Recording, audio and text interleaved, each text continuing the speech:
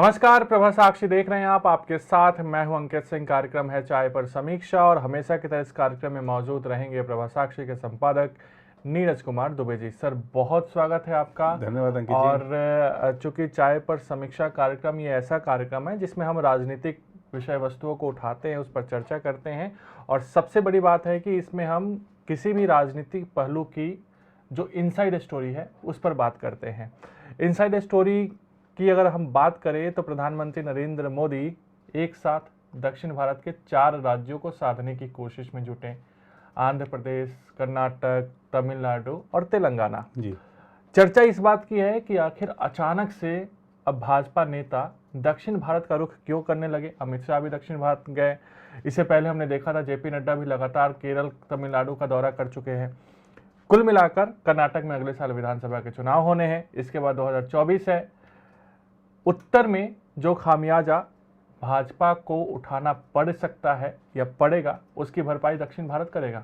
जी बिल्कुल। देखिए, अगर आप देखें 2019 का जो चुनाव था उससे पहले बीजेपी ने पूर्वोत्तर पर खासा ध्यान लगाया था और उनको लगता था कि उत्तर में जो नुकसान होगा उसकी भरपाई पूर्वोत्तर में हो जाए, और ऐसा हुआ भी। बीजेपी ने इस बार दक्षिण पर फोकस किया हुआ है, और ऐसा नहीं है कि आज प्रधानमंत्री वहाँ पर दक्षिण के दौरे पर हैं तो आज से ही शुरुआत हुई है। पिछले अगर हम बात करें कि कोविड के बाद जब हालात सामान्य होने लगे तभी से बीजेपी ने दक्षिण की तरफ ध्यान देना शुरू कर दिया था। आप देखिए कि तेलंगाना में वहाँ पे बीजेपी की राष्ट्रीय कार्य समिति की बैठक हुई। आप देखिए कि जो राज्यसभा में अभी मई जून में जो मनोनयन हुए थे उनमें आप देखिए कि दक्षिण से थे, चाहे वो पीटी उषा हैं, चाहे वो इलैया राजा हैं, चाहे वो जो ट्रिपल आर के विजेंद्र प्रसाद जो लेखक थे। तो ऐसे बहुत सारे जो नाम थे दक्षिण से आए, दिखा कि बीजेपी दक्षिण को लेकर काफ़ी गंभीर है। अभी आप देखिए कि प्रधानमंत्री नरेंद्र मोदी जब दक्षिण के दौरे पर गए हैं 4 राज्यों में, चारों राज्यों में वो नेताओं से तो मिले हैं, वहाँ की जो प्रमुख हस्तियाँ हैं, चाहे वो फिल्मी हस्तियाँ हैं, उनसे भी मिले हैं। प्रधानमंत्री की पवन कल्याण से मुलाकात हुई है। जनसेना के जो अध्यक्ष हैं उनकी अपनी एक लोकप्रियता, और हम सभी जानते हैं कि दक्षिण में जो सितारे हैं उनका जनता के बीच एक अपनी पैठ है, एक लोकप्रियता होती है, जनता उनको काफ़ी मानती है और चुनाव परिणाम दिखाते भी हैं कि किस तरीके से उनकी जीत का सिलसिला चलता है। जो फिल्म जगत से जुड़े हुए लोग हैं, चाहे वो यहाँ तक कि निर्माता निर्देशक भी अच्छा खासा मुकाम बना पाने में सफल रहते हैं राजनीति में। तो चाहे पवन कल्याण से बात हो, या अभी हमने देखा कि वैसे तो अमित शाह लगातार तेलंगाना का दौरा कर रहे हैं, लेकिन जब अगस्त में जब वो गए थे तो वहाँ पर उनकी गोपनीय मुलाकात हुई थी। जो जूनियर एनटीआर हैं वो भी एक लोकप्रिय कलाकार हैं, वो जाके फिल्मी जगत के लोगों से मिले थे अमित शाह, और रामोजी राव जो स्टूडियो है वहाँ भी गए थे।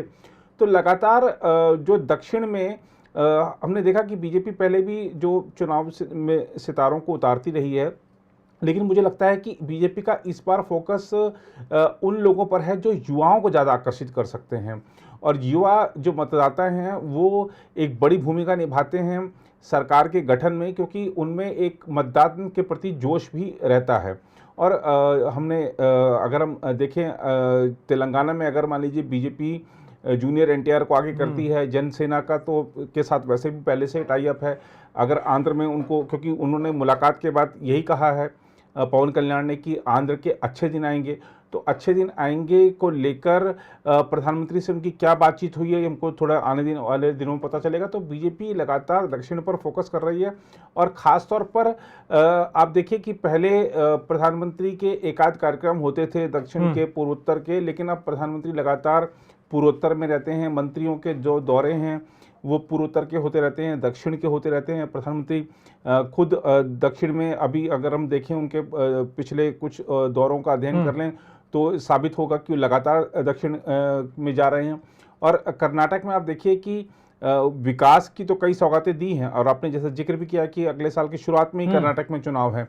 तो कर्नाटक में बीजेपी ने नेतृत्व परिवर्तन किया था, बोम्मई जी को मुख्यमंत्री बनाया, लेकिन मुझे लगता है कि चुनाव फिर से नरेंद्र मोदी के नाम पर ही होगा, क्योंकि वहां पर जिस तरीके से पार्टी एकजुट नजर नहीं आ रही है, उसको देखते हुए लगता है कि वापस मोदी को आगे रखकर, मोदी का चेहरा आगे रखकर, या फिर येदियुरप्पा को अभी हाल ही में वैसे कुछ और भूमिकाएं दी गई हैं, लेकिन हो सकता है कि और भूमिकाओं में लाया जाए, और कुछ दिल्ली में भूमिकाएं इनको दी मतलब कुल जाएं। मिलाकर येदियुरप्पा भी भाजपा के पोस्टर से अभी हटने वाले नहीं नहीं है। हटने वाले हैं। और मुझे लगता है कि ये एक तो कर्नाटक का चुनाव है और हमको ये नहीं भूलना चाहिए, क्योंकि जैसे आपने कहा प्रधानमंत्री वहाँ पर लगातार 4 राज्यों को साध रहे हैं, तो अगले साल ही शायद इसी समय अक्टूबर के आसपास में तेलंगाना में विधानसभा के चुनाव होंगे।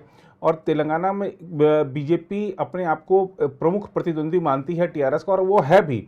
कांग्रेस तीसरे नंबर पे जा चुकी है। बिल्कुल। और जो टक्कर है वो होनी है बीजेपी और टीआरएस के बीच में। टीआरएस तो अब तो खैर वो भारत राष्ट्र समिति हो गई है, तो बीआरएस के बीच में तो देखना होगा कि क्या नतीजे रहते हैं, क्योंकि तेलंगाना में भी बीजेपी का सरकार बनाने का लक्ष्य है। साथ ही लोकसभा की चुनाव में जब 24 में होगा तो वहाँ भी ज़्यादा से ज़्यादा सीटें कैसे जीत सकें, इस पर भी जोर रहेगा। बिल्कुल। आंध्रा में तो कुछ इस तरीके की भी खबरें थी कि टीडीपी भी फिर थोड़ा सा आगे आकर बीजेपी के साथ टाई अप करना चाहती है, लेकिन देखना होगा कि क्या बीजेपी उस सहयोगी को जो वक्त जब जरूरत थी, और ख़ासतौर पर जब हमने देखा था कि 2019 से पहले वो बीजेपी छोड़कर गए थे और बीजेपी विरोधी एक मोर्चा बनाने में चंद्रबाबू नायडू ने पूरी अपनी जी जान लगा दिया था, तो क्या बीजेपी उनको वापस लेती है? हालांकि राजनीति में कोई एकदम पक्का दोस्त और पक्का दुश्मन नहीं होता, इसलिए संभावना हो भी सकती है कि वो आ जाए, लेकिन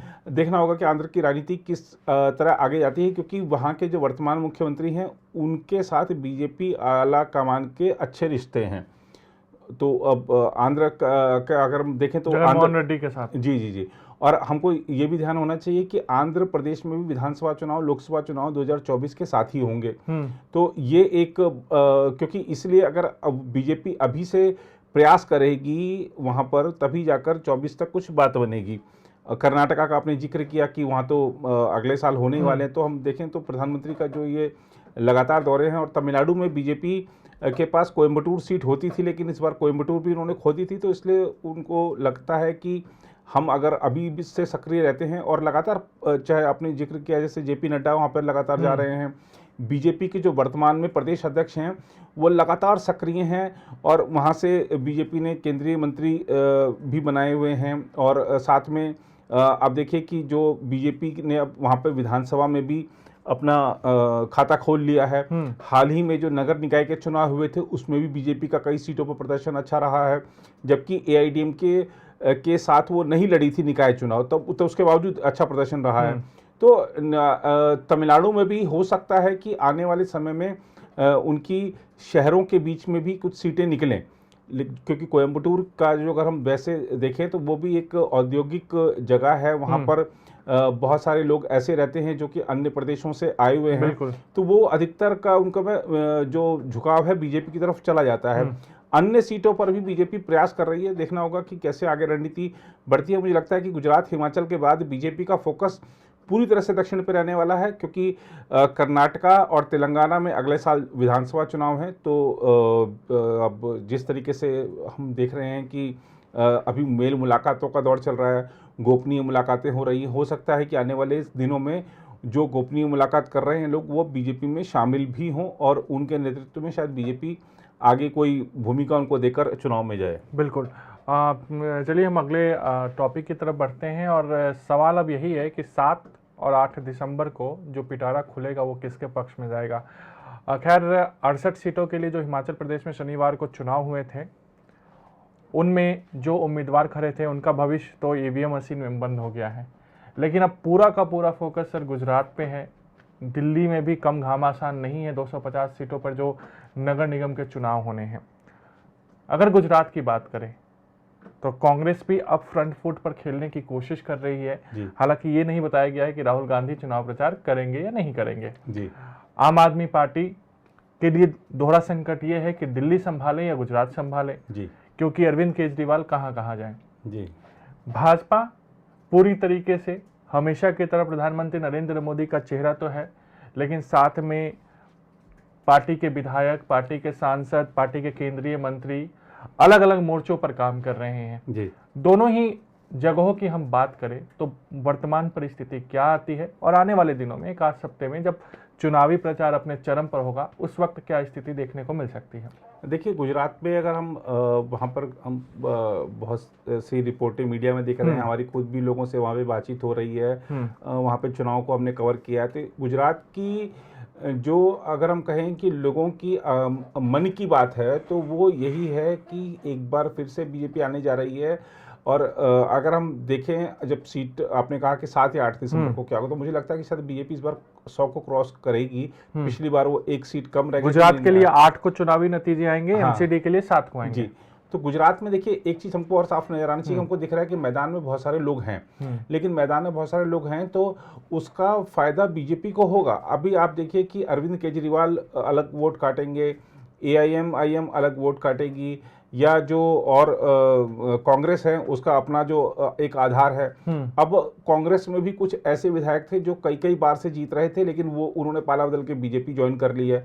तो कांग्रेस के पास, आम आदमी पार्टी में भी गए हैं। हाँ, तो कांग्रेस के पास ना तो वहां पर नेतृत्व है, ना अच्छे उसके पास उम्मीदवार हैं। और जिन लोगों के बल पर 2017 में कांग्रेस ने बीजेपी को टक्कर दी थी, आज वो बीजेपी के उम्मीदवार बनकर चुनाव लड़ रहे हैं, जैसे हार्दिक पटेल या अल्पेश ठाकुर, ऐसे बहुत सारे नाम हैं। तो जिन्होंने उस समय पाटीदार आरक्षण आंदोलन ऐसा खड़ा किया था जिसने बीजेपी को हिलाकर रख दिया था। प्रधानमंत्री नरेंद्र मोदी को लगातार कैंप करना पड़ गया था गुजरात में बीजेपी को फिर से सत्ता में लाने के लिए। तो इस बार अगर हम देखें तो एक तो वो जो आरक्षण की आंच थी, वो आरक्षण आंदोलन की जो आंच थी वो नहीं है। दूसरा, जो जीएसटी, हमने पहले भी कार्यक्रम में उल्लेख किया कि जीएसटी को लेकर जो नाराजगी थी वो नहीं है। और बीजेपी ने नेतृत्व परिवर्तन वहां पर जो किया था अभी 1 साल पहले, उसके बाद मंत्रियों ने काम करके दिखाया है। और लगातार पिछले 7-8 महीनों से गुजरात में जिस तरीके से वहाँ पर तमाम तरह के सम्मेलन, तमाम तरह के कार्यक्रम आयोजित हो रहे हैं, तमाम परियोजनाओं का शिलान्यास और उद्घाटन हो रहा है, उससे वहाँ पर एक लोगों के मन में ये भावना आई है कि जो बुनियादी ढांचा परियोजनाएं हैं हमको लगातार मिल रही हैं, विकास हो रहा है, रोजगार मिल रहा है। और इसके अलावा बीजेपी ने, अब आम आदमी पार्टी की चूंकि आपने बात करी, तो हमको लगता है कि हमको सूरत पे थोड़ा सा ध्यान देना चाहिए, क्योंकि सूरत में पिछले साल 26-27 सीटें जीतकर आम आदमी पार्टी ने एक वहां पर सबको चौंका दिया था। तो सूरत में दरअसल अगर हम देखें तो एक औद्योगिक शहर है। सूरत में बीजेपी ने अपने उत्तर भारत के नेताओं को ले जाकर वहाँ पे उनकी ड्यूटी लगा दी कि आप यहीं पर कैंप करिए, आप लोगों को समझाइए, क्योंकि सूरत में जो देश भर से आए हुए लोग रहते हैं, जो कि वहाँ पर मिलों में, जो कारखानों में, हीरा कंपनियों में, या और जो वहाँ पर टेक्सटाइल्स मिल रहे हैं, बहुत सारी चीज़ें हैं वहाँ पर, तो उन सब में काम करते हैं। तो जब दिल्ली से गए नेता, उत्तर प्रदेश से गए नेता, बिहार से गए नेता, जब उनको वहाँ पे जो वहाँ पे प्रवासी समुदाय है उनको समझा रहे हैं, तो उसका असर पड़ रहा है। और बीजेपी ने खास तौर पे सूरत में संगठन के जो अन्य प्रदेशों के जो कार्यकर्ता हैं या जो नेता हैं उनको लगा रखा है कि आपको बिल्कुल एक एक सीट पर ध्यान देना चाहिए। और जिस तरीके से बीजेपी ने वहाँ पर, आप देखिए कि 38 लोगों के टिकट काट दिए, 38 लोगों की सीटें बदल दी, तमाम जो धुरंधर नेता थे उनको चुनावी रेस से बाहर कर दिया। ये बीजेपी का एक आजमाया हुआ फार्मूला है जिसने हमेशा अच्छे रिजल्ट दिए हैं। और अभी तो बीजेपी का मैनिफेस्टो नहीं आया है। अभी प्रधानमंत्री ने पूरी तरीके से चुनाव प्रचार में अपना जो उनका एक चुनावी एक राजनेता वाला जो रूप होता है, जिसमें वो दूसरों पर कटाक्ष करते हैं, हमले करते हैं, वो अभी देखा नहीं हमने। बिल्कुल। तो और जब वो गुजराती में कनेक्ट करते हैं, वो कह चुके हैं कि ये गुजरात हमने बनाया है, उसका असर होगा। और क्योंकि जो गुजरात है वो संघ की, बीजेपी की एक स्ट्रांग होल्ड है। और अगर हम देखें तो आम जो गुजराती है वहाँ पर बीजेपी को अपनी पार्टी मानता है, ऐसा हमको वहाँ पर चुनाव प्रचार कवर करने के दौरान हमको लगा है। ऐसा हमको बातचीत में, सिर्फ कार्यकर्ता नहीं, आम आदमी भी वहाँ पर बीजेपी को चुनता है। तो क्यों चुनता है, क्या क्या कारण है, हमने वहाँ पर देखें। तो इस आधार पर हम ये बात कह सकते हैं कि बीजेपी के लिए गुजरात का चुनाव इतना कठिन नहीं है। और जब इतने सारे लोग हैं वहाँ पर चुनाव में, तो वो जो वोट कटेंगे उसका सीधा फायदा बीजेपी को होना है। मुसलमानों के लिए मैं कह सकता हूं कि इस बार विकल्प है, क्योंकि मुसलमानों के पास अभी तक एक ऑप्शन होता था कि कांग्रेस चुनना, अभी उनके पास एआईएम है, अभी आम आदमी पार्टी है। तो वो किसको वोट देते हैं, उनके थोड़े से हम कह सकते हैं कि उनकी पूछ बढ़ गई, क्योंकि उनके पास अब तमाम पार्टियां आ रही हैं। पहले कांग्रेस ही आती थी। कांग्रेस ने इस बार, अगर हम अब तक की जो सूची आई है उसमें देखेंगे, तो कांग्रेस ने अब तक सबसे ज़्यादा मुस्लिमों को टिकट भी दिए हैं। तो कांग्रेस भी समझ रही है कि दिक्कत हो सकती है हमको। तो और आपने कहा कि राहुल गांधी जाएंगे नहीं जाएंगे, मुझे नहीं लगता जाएंगे, क्योंकि राहुल गांधी चुनावी राज्यों में जाने से बचे हैं। हमने देखा कि हिमाचल में नहीं गए, वो सिर्फ ट्वीट करके अपील करते रहे या ट्वीट करके बीजेपी पर वार करते रहे, और गुजरात में भी नहीं जाएंगे, क्योंकि वो कांग्रेस यही चाहेगी कि जो इन 2 राज्यों में अगर हार होती है तो उसका ठीकरा राहुल गांधी पे ना फूटे, गांधी परिवार पे ना फूटे। लेकिन प्रियंका गांधी तो गई थी। हाँ, प्रियंका गांधी तो गई थी, लेकिन वो जब अगर क्रेडिट देने की बारी आती है तो वो नेता उस समय कुछ और बोलते हैं, जब हार की जिम्मेदारी लेने की बात आती है तो वो उस समय आलाकमान पर सब कुछ नहीं थोपा जाता। हम देखते रहे ये सब परंपराएं। तो मुझे लगता है कि राहुल गांधी वहां जाने से बचेंगे। आपने एमसीडी इलेक्शन की बात करी, एमसीडी इलेक्शन में देखिए बहुत सारे, अभी क्या है कि अगर हम अभी की स्थिति की बात करें तो आम आदमी पार्टी ने उम्मीदवार घोषित कर दिए हैं, बीजेपी की सूची आने वाली है। उसके बाद किस पार्टी के कितने बाकी खड़े होते हैं, इस पर सब कुछ पूरा चुनाव डिपेंड करता है। और मुख्य मुकाबला इसमें कोई दो राय नहीं कि बीजेपी और आम आदमी पार्टी के बीच में ही है। दिल्ली में बीजेपी 15 साल से लगातार सत्ता में है, तो यकीनन उसको कुछ नुकसान हो सकता है। लेकिन अभी जो नगर निगम के प्रति जो एक नकारात्मक भाव था वो कुछ हद तक कम हुआ है, क्योंकि आम आदमी पार्टी पर तमाम तरह के भ्रष्टाचार के आरोप लगे हैं। बिल्कुल। तो इसीलिए अब आम आदमी पार्टी भी एक अलग तरह की पार्टी नहीं, वो आम पार्टियों जैसी पार्टी नजर आ रही है दिल्ली के लोगों को। तो दिल्ली के लोग अब सोचेंगे कि क्या एक बार निगम में आम आदमी पार्टी को आजमाया जाए या बीजेपी को आजमाया जाए, और सब कुछ इस पर डिपेंड करता है। मैंने जैसे कहा कि किस पार्टी के कितने बागी खड़े होते हैं। छोटा चुनाव है, 200-400 वोटों से सीटें निकलती हैं, 15-20 वोटों से भी सीटें निकल जाती हैं। और ये जो लोकल चुनाव होते हैं ये किसी व्यक्ति की अपनी प्रतिष्ठा से भी जुड़े होते हैं। उसने अपने क्षेत्र में कितना सक्रिय रहा है, वहाँ के कितने लोगों से उसका संपर्क है, उस पर बहुत चीजें डिपेंड करती हैं। कितने लोगों को चीनी पहुंचाया कि नहीं पहुंचाया, कितने लोगों को दाल दिया कि नहीं दिया। तो ये तमाम चीजें हैं। पार्क में कितने लोगों के साथ मीटिंग करते हैं वो सुबह या नहीं करते हैं। जी जी। तो वो बहुत सारे ऐसे चीज़ें हैं जो अभी कुछ दिन बाद समझ में आएगी, जब सारे नामांकन पत्र की जांच हो जाएगी, कुछ जिनको पर्चे वापस लेने हैं वो ले लेंगे। उसके बाद थोड़ा सा दिल्ली की जो चुनावी एक तस्वीर है वो थोड़ा साफ हो पाएगी। बिल्कुल। तो देखना दिलचस्प होगा कि 7 और 8 तारीख को क्या होता है दिसंबर में। तो फिलहाल आज के लिए यानी मुझे, अंकित सिंह और प्रभा साक्षी के संपादक नीरज कुमार दुबे को दीजिए इजाजत। चाय पर समीक्षा कार्यक्रम में अगले सप्ताह ठीक इसी वक्त इसी दिन आपसे फिर मुलाकात होगी। नमस्कार। अगर आप भी लेना चाहते हैं देश दुनिया की तमाम जानकारी तो आज ही सब्सक्राइब करें हमारे चैनल को। साथ ही नीचे दिए बेल आइकन को जरूर दबाएं ताकि हर अपडेट आप तक पहुंच सके।